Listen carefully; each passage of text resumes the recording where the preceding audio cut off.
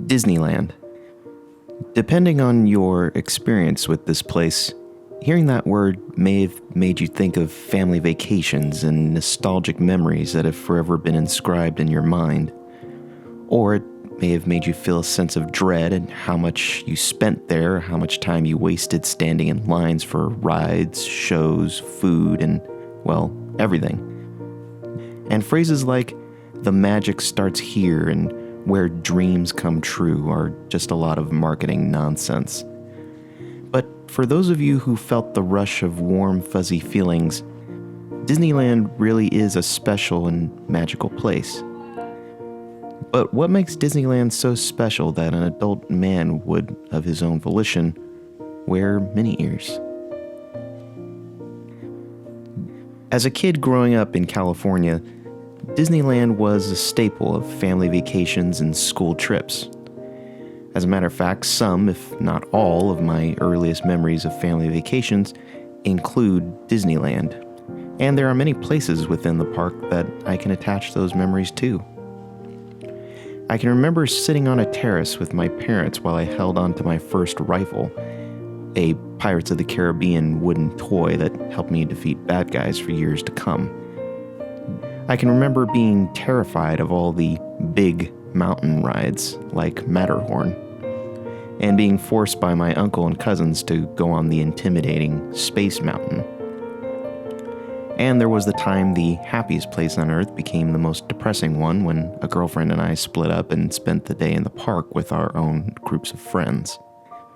For every stage in my life, Disney was there, like a favorite aunt or uncle you see occasionally. Through the years, you get to know their house, the sights, the smells, and there is always a bit of nostalgia every time you come back. And while I was making all of these memories, it was almost as if Disneyland itself was growing up with me.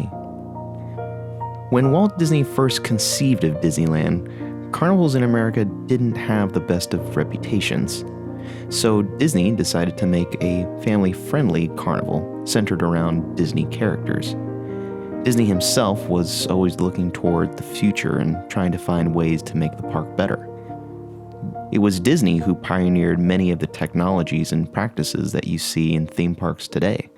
And there may not even be a theme park industry were it not for Walt Disney. To all who come to this happy place, welcome. Disneyland is your land.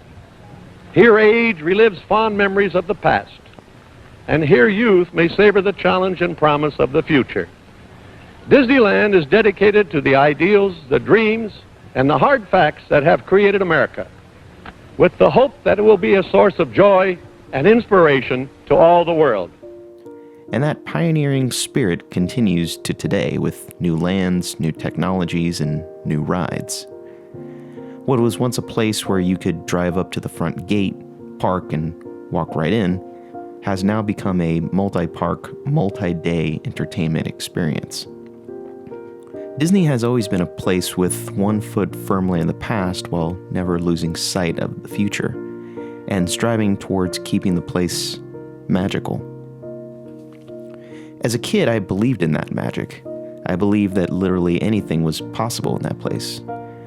But when that started to fade, the belief in magic was replaced with an appreciation for everything the park was.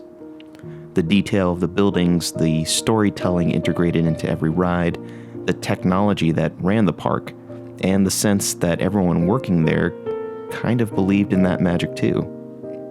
So much so that even walking past a Disney employee outside the park will prompt a smile and a "have a magical day." Now, I'm not proclaiming Disneyland to be a perfect park. It's not. There are many places in Disneyland that need to be fixed, updated, and just brought out of neglection. I'm looking at you, Tomorrowland. But there has been enough added and changed to make you feel like Disney corporate cares if you feel like you're getting your money's worth. But it's the workers that make you feel like Disney really cares if you and your family do have a magical day. As a kid, I believed in the magic. As an adult, I became impressed by the technology behind the magic. But as a parent, I get to see that magic come to life all over again through the eyes of my daughter. To her, the castle is a real castle with real princesses. The It's a Small World ride is filled with real kids, and Mickey is a real person who she wants to hug and say hi to. Being able to see the joy in my daughter's eyes and share that with her is truly magical.